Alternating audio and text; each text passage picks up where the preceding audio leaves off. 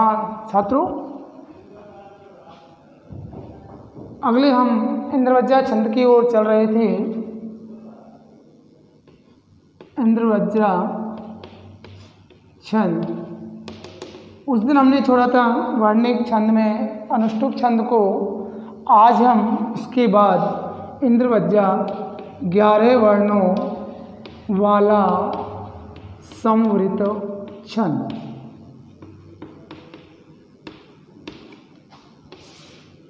हाँ, तो छात्रों में कह रहा था कि 8 वर्णों वाला छंद आपने पढ़ा अनुष्टुप। उसके बाद आज हम चलते हैं 11 वर्णों वाला समृत छंद इंद्रवज्जा छंद। इस छंद में सामान्य रूप से 11वें वर्ण पर यति होती है और 11वें वर्ण पर चरण की समाप्ति होती है। यति 11वें वर्ण पर होती है। संपूर्ण पद में चरणों की संख्या चरण बराबर 4 होते हैं।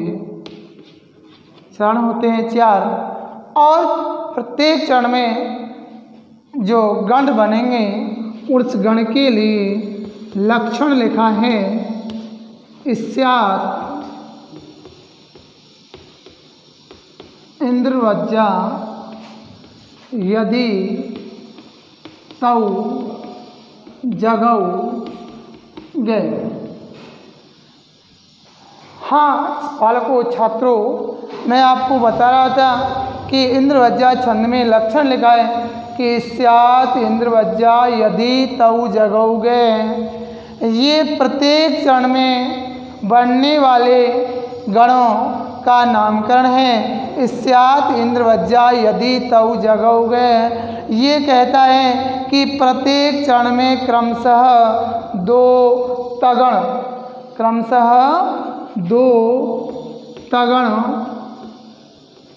1 जगण और अंतिम 2 वर्ण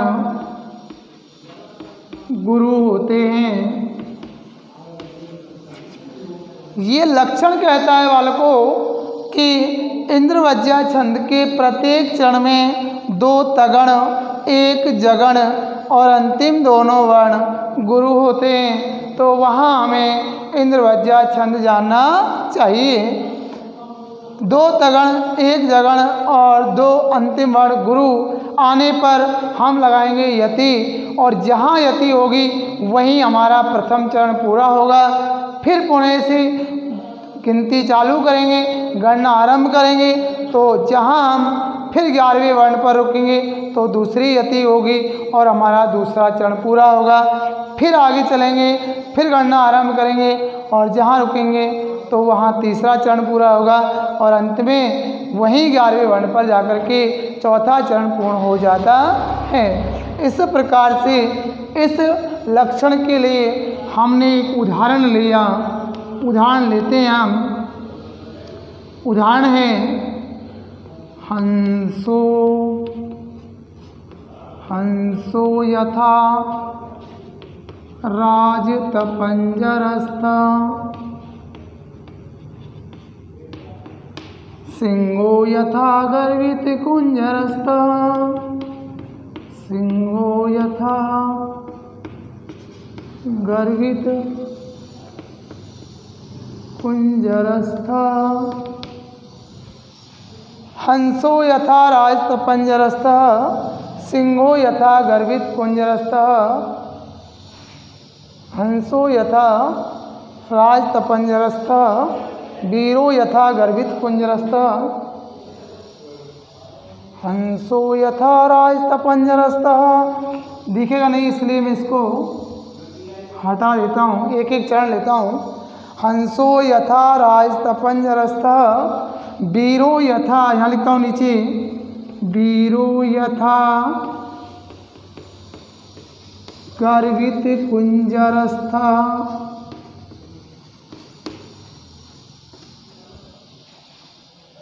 सिंहो यथा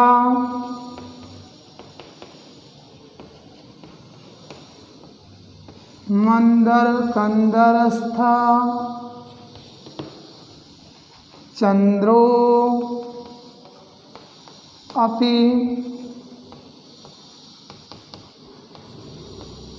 तथा अंबरस्थ। देखो बच्चों, मैंने चारों चरण लिखे कि हंसो यथा राजत पंजरस्थ, वीरो यथा गर्वित कुंजरस्थ, सिंहो यथा मंदर कंदरस्थ, चंद्रो अपि वभ्राज तथा अम्बरस्थ। कहा कि अब हम गणना आरंभ करते हैं, तो गिनती करते हैं। देखो 1 2 3 4 5 6 7 8 9 10 11। तो 11वें वर्ण पर हमने यति की। यति यानी रुकना, हमारी जिह्वा रुकी और रुकते ही हमारा प्रथम चरण पूरा हुआ, अर्थात पहला चरण। ठीक है, उसके बाद फिर गणना हमने आरंभ की। देखो, चाहे ये लगातार पंक्ति में हो, चाहे इसके नीचे हो, हम तो गणना फिर चालू करेंगे। तो 1 2 3 4 5 6 7 8 9 10 11, यहाँ दूसरा चरण पूरा हुआ। अब देखते हैं बालकों, 1 2 3 4 5 6 7 8 9 10 11, और यहाँ हमारा तीसरा चरण पूरा हुआ। आगे चलते हैं, 1 2 3 4 5 6 7 8 9 10 11, और यहाँ हमारा चौथा चरण। इंद्रवज्जा छंद के संपूर्ण पद में बालकों चरणों की संख्या 4 होती है, और प्रत्येक चरण में 11 वर्ण होते हैं। 11वें वर्ण पर यति होती है। इसके साथ ही प्रत्येक चरण में क्रमशः 2 तगण, 1 जगण और अंतिम दोनों वर्ण गुरु होते हैं। तो वहाँ हमें इंद्रवज्जा छंद जानना चाहिए। तो हमारी पहली गणना पूरी हुई। अब हम चलेंगे चिन्हों की ओर। चिन्ह के बाद हम लगाएंगे गण का स्वरूप। देखो, चिन्ह लगाओ गुरु, क्योंकि है के ऊपर अनुस्वार लगा हुआ है, इसलिए हम इसको क्या मानेंगे? गुरु।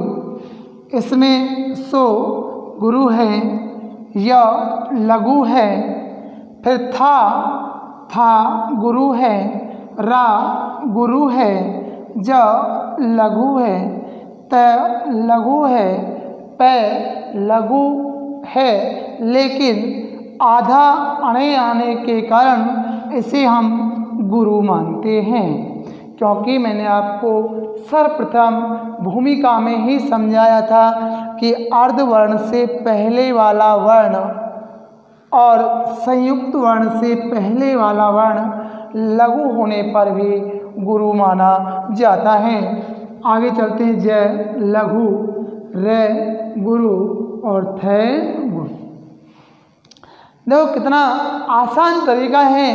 आपको केवल 2 नियम याद रखने हैं। एक तो नियम मैंने आपको समझाया कि अर्धवर्ण की गणना आप छंदों के अंतर्गत नहीं करोगे। विशेष ध्यान रखना है आपको कि अर्धवर्ण की गणना नहीं करोगे। मैंने इसके लिए आपको एक बहुत सिंपल साधन दिया था, जो हंसने हो गए कि हम लंगड़े लोगों को बारात में नहीं ले चलेंगे।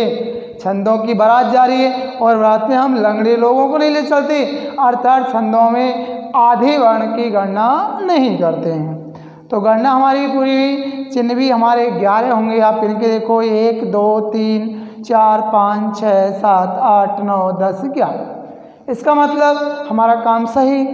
आगे चलते हैं। फिर वही गुरु, गुरु लघु।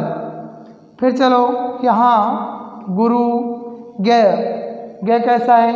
लघु है, लेकिन विशेष नियम के कारण, क्योंकि ग के बाद आधा वर्ण आ रहा है, इसलिए ये भी क्या हो जाएगा? गुरु। ब लघु, ता लघु, का लघु, था, लेकिन यहाँ क्या हो जाएगा बेटा? गुरु। क्यों? कारण स्पष्ट है कि अर्धवर्ण है।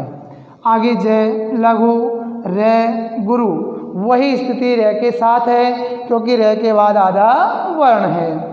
और थे गुरु। आगे आ जाओ कि सिंह, सिंह में गुरु, क्योंकि यहाँ अनुस्वार लगा हुआ होता है।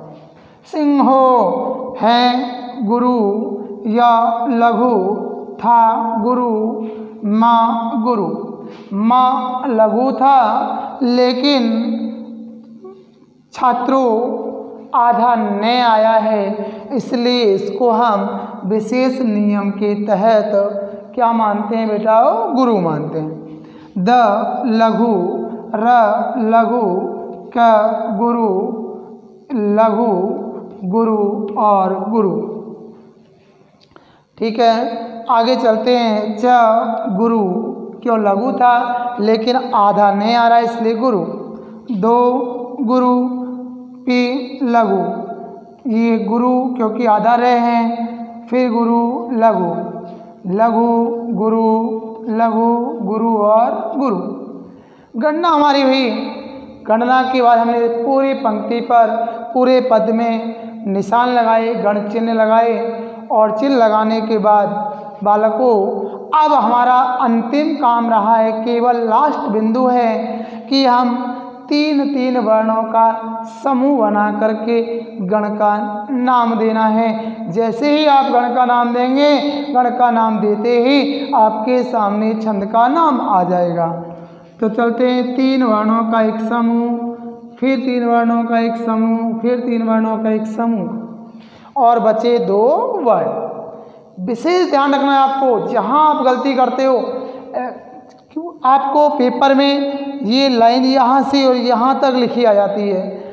कई बार वो एक चरण के स्थान पर दो चरण एक साथ लिख देता है, और आप क्या करते हो कि उस पूरी लाइन को और यहाँ से जोड़ते हुए सीधे गण बनाते चले जाते हो, और अंत में दो अक्षर छोड़ देते हो। ऐसा नहीं, आपको 11 वर्ण आते ही रुकना है और 11 वर्णों तक ही गण की रचना करनी है। ठीक है, तो देखो ये कौन सा गण हुआ? तगण। ये कौन सा है? तगण।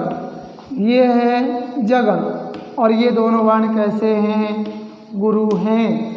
तो हमारा लक्षण यही कहता है कि अब चारों चरणों में आप देख सकते हो। देखो मैं बना देता हूँ, ये और दोनों गुरु। फिर देखते जाओ, मैंने आपको गण रचना कर दी, चिन्ह लगाए और गण का नामकरण भी किया, पूरा काम हुआ अपना। देखते आओ क्रम से, सभी में तगण, फिर चारों में यहाँ तगण, चारों में जगण, और दोनों वर्ण कैसे हैं? गुरु। इससे सिद्ध होता है कि उक्त उदाहरण में इंद्रवज्जा छंद का प्रयोग हुआ है। किस छंद का प्रयोग हुआ है बालकों? इंद्रवज्जा छंद का, क्योंकि ये लक्षण ने हमें स्पष्ट किया है कि स्यात् इंद्रवज्जा यदि तौ जगऊ गए। तो दोनों तगण एक जगण, अंतिम दोनों वर्ण गुरु होने पर इंद्रवज्जा छंद जाना चाहिए। ठीक है, इसी प्रकार से अगला हमारा गण है, वो भी है 11 वर्णों वाला, उसका नाम है उपेंद्र वज्र। ठीक है बालकों, थोड़ा सा साफ करता हूँ, समझते जाइए। अब तो लक्षण और उदाहरण ही हमको लिखने हैं, क्योंकि मैं आपको पूरी चीज़ भूमिका में समझा चुका हूँ। अगले दो जो हमारी कक्षाएं थी उसमें बड़े गहराई से हमने समझा कि किस प्रकार से गण बनाते हैं, किस प्रकार से गणना करते हैं, किस प्रकार से गणों का नामकरण करते हैं। तो वही महत्वपूर्ण चीज़ थी। अब तो आपको केवल लक्षण और उदाहरण। अगला है उपेंद्र वज्रा छंद। बालकों ये भी 11 वर्णों वाला समवृत छंद है। मैं आपको पहले भी समझा चुका हूँ छात्रों कि बेटाओ कि 11 वर्णों वाले समवृत छंद 4 हैं, और हमारे सिलेबस में जो हैं वो 2 हैं।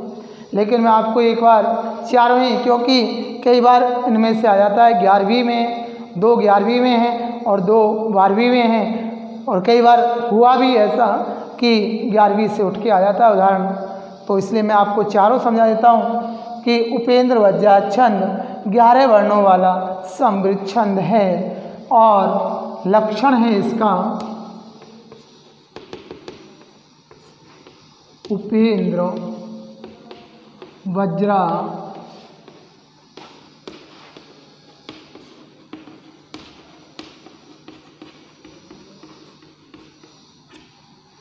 उपेंद्र वज्रा जत जा स्थितौ गौ।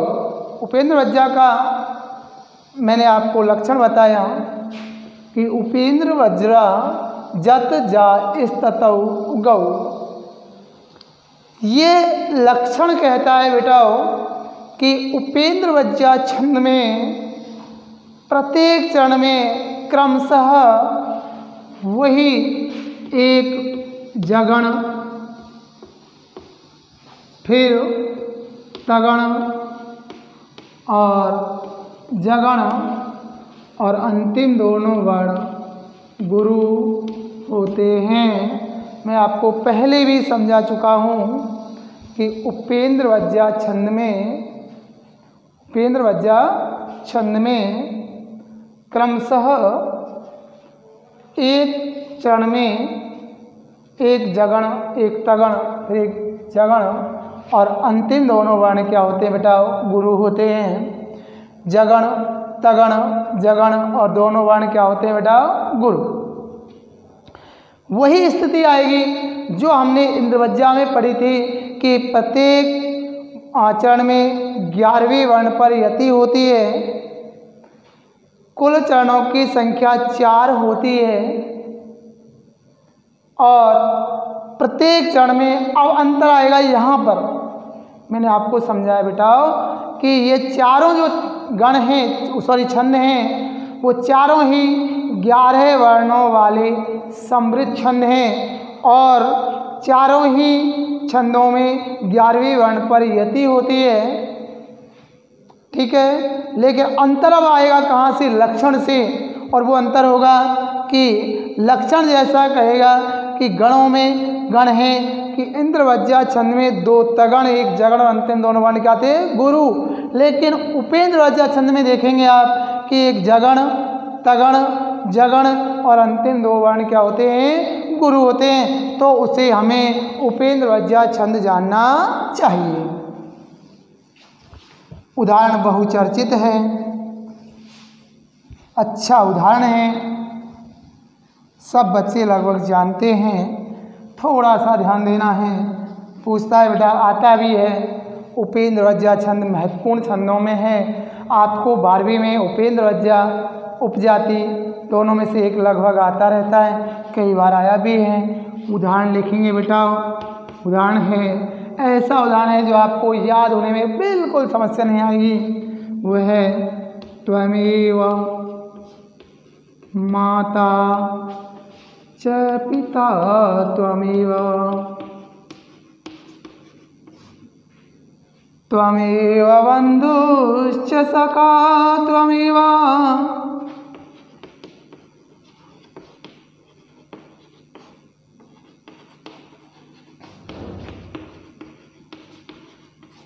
त्वमेव विद्या द्रविणं त्वमेव,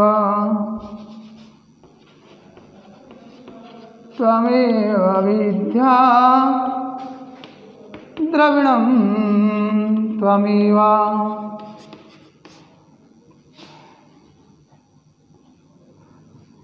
त्वमेव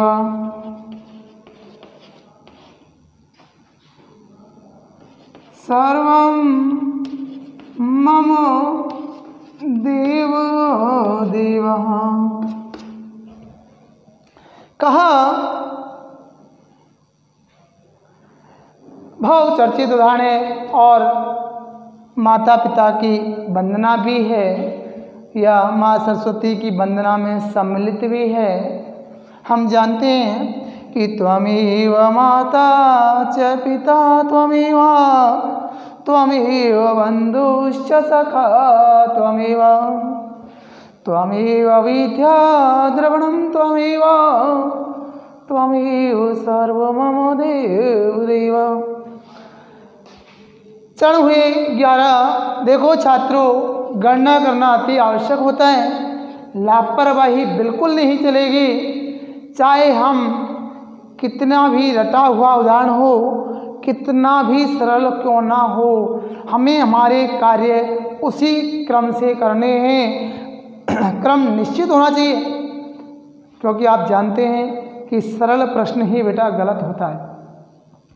हम कई बार क्या हो रहे ये तो बहुत सरल है, तो वो बहुत सरल को ही हम गलत कर बैठते हैं। तो इसलिए हम बहुत सरल हो या बहुत कठिन हो, हम हमारे रास्ते से चलेंगे, क्रम से चलेंगे। तो हमारा क्रम वही है कि सबसे पहला हमारा क्रम है कि वर्णों की गणना करना। दूसरा क्रम है गणना के बाद हम चिन्ह लगाएंगे। तीसरा क्रम है चिन्ह के बाद हम गण बनाएंगे। और चौथा काम है गण का नाम करके छंद का नामकरण करना। तो गिनते हैं 1 2 3 4 5 6 7 8 9 10 11। तो बेटा यति लगा दिया। फिर चलते हैं 1 2 3 4 5 6 7 8 9 10 11। यति हुई 1 2 3 4 5 6 7 8 9 10 11। और 1 2 3 4 5 6 7 8 9 10 11 हो गई यति। यहाँ हम इस यति को पूर्णविराम के रूप में लगा सकते हैं, अल्पविराम के रूप में। तो चलते हैं बेटा, 11 वर्ण हुए, पहला चरण पूरा हुआ। थोड़ा सा आगे बढ़ेंगे, शाबाश, उत्साह के साथ। जैसे ही हमारी गणना बैठी कि भाई चारों ही चरणों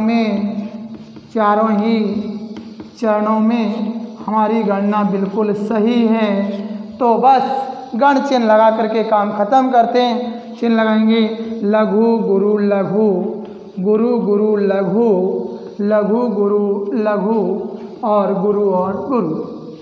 फिर लघु गुरु लघु, गुरु गुरु लघु, लघु गुरु लघु, गुरु और गुरु। कोई भी नहीं आए तो मुझे आप ज़रूर टोकेंगे, समझेंगे। बताऊंगा कि देखो ये बहुत बार ये शब्द आता था पहले कि त्वमेव में गण बना करके गण का नाम लिखो। तो बच्चे क्या करते थे कि सर जी आधा वर्ण आ रहा है। बेटा ये आधा वर्ण तो आ रहा है, लेकिन आधे वर्ण से पहले वाला वर्ण उसको गुरु मानते हैं, हम पीछे वाले वर्ण को गुरु नहीं मानते। तो इससे हमारा इस आधे वर्ण से इस पर अब कोई प्रभाव नहीं पड़ेगा, क्योंकि आधे वर्ण का प्रभाव पहले वाले वर्ण पर पड़ता है।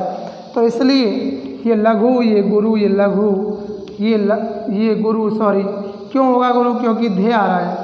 गुरु लघु, लघु गुरु लघु और गुरु, लघु गुरु लघु, गुरु गुरु लघु, लघु गुरु लघु, गुरु और गुरु। मैं आपको स्पष्ट करता हूँ कि यहाँ पर इस पर कोई प्रभाव नहीं पड़ा। इसलिए लघु ये गुरु होती है, ये मात्रा ये लघु है। ये गुरु इसलिए हुआ क्योंकि आधा रे आ रहा है, और ये ब इसलिए गुरु हुआ कि इसके ऊपर अनुस्वार है। मैं लघु है, ये भी मैं लघु है, ये गुरु, ये लघु, ये गुरु और ये वर्ण लघु था। लेकिन पिंगल आचार्य के विशेष नियम के तहत पद का अंतिम वर्ण होने के कारण लक्षण के अनुसार हमने इसे क्या मान लिया बेटा, गुरु मान लिया जाता है। कि लक्षण के अनुसार हम इसे क्या मान लेते हैं, गुरु। दूसरा काम, शाबाश छात्रों, उसी प्रकार से चलना है कि पहला काम गिनती करना, दूसरा काम चिन्ह लगाना, तीसरा काम गण बनाना। गण बनाते हैं, 3 वर्णों का समूह बना दो। 1 गण, 2 गण, 3 गण, 3 ही बनेंगे। एक चरण में 3 गण होते हैं और दोनों गण कैसे होते हैं, गुरु। देखते जाओ बेटा, बन गया, देखते जाओ, कहीं भी अंतर नहीं आएगा। ये देखो, चलते जाओ, बस क्रम से देखेंगे हम। देखो यहाँ कौन सा गण है, आप देख लो कि जगण, तगण, जगण और दोनों वर्ण क्या है बेटा, गुरु। तो ये कौन सा छंद होगा, यहाँ पर छंद होगा उपेंद्र वज्या। ये हमारी लक्षण के अनुसार क्या हुई, पुष्टि हुई, सिद्ध हुआ कि यहाँ कौन सा गण होगा, उपेंद्र वज्या छंद होगा। ठीक है, 11 वर्णों वाला ये भी समृत है। समृत का तात्पर्य मैं आपको बता चुका हूँ। छंद 3 प्रकार के होते थे, समवृत, अर्ध समवृत और विषमवृत। सम होता है समा, जिसके प्रत्येक चरण में वर्ण व मात्राओं की संख्या समान होती है, उसे हम समृत कहते हैं। जैसे आप बैठोगे, 5 बच्चे इस लाइन में, 5 बच्चे इस लाइन में, 5 बच्चे इस लाइन में और 5 इसमें, तो चारों पंक्तियों में यदि 5-5 बच्चे हैं तो हमारी पंक्तियां कैसी हैं, सम हैं। कैसी हैं, सम। और विषमृत का मतलब होता है कि एक पंक्ति में 5 बच्चे बैठे हैं, दूसरी पंक्ति में 4 बैठे हैं, तीसरी में 6 बैठे हैं और चौथी में 7 बैठे हैं। अर्थात चारों ही चरणों में भिन्न भिन्न संख्या में वर्ण या मात्राएं आती हैं, तो उसे हम विषमवृत कहते हैं। और अर्धसमृत क्या होता है बेटा, अर्धसमृत होता है कि अर्धसमृत छंद में पहले और तीसरे, दूसरे और चौथे चरणों में वर्ण व मात्राओं की संख्या क्या होती है, समान होती है। जैसे पहली पंक्ति में 4 लड़के और तीसरी पंक्ति में 4 लड़के, दूसरी पंक्ति में 6 लड़के और चौथी पंक्ति में 6 लड़के, अर्थात कितने हो गए, दोनों पंक्तियों में समान हुए, उसे हम कहेंगे अर्धसमृत, यानी आधे पद में समान वर्ण। ठीक है छात्रों, इस प्रकार से ये 11 वर्णों वाला क्या है, समृत छंद है। दोनों छंदों को यहाँ पर आपने पढ़ लिया। कल फिर आगे अगला छंद लेकर उपस्थित होंगे। ठीक है बच्चों, आज के लिए धन्यवाद। Good luck.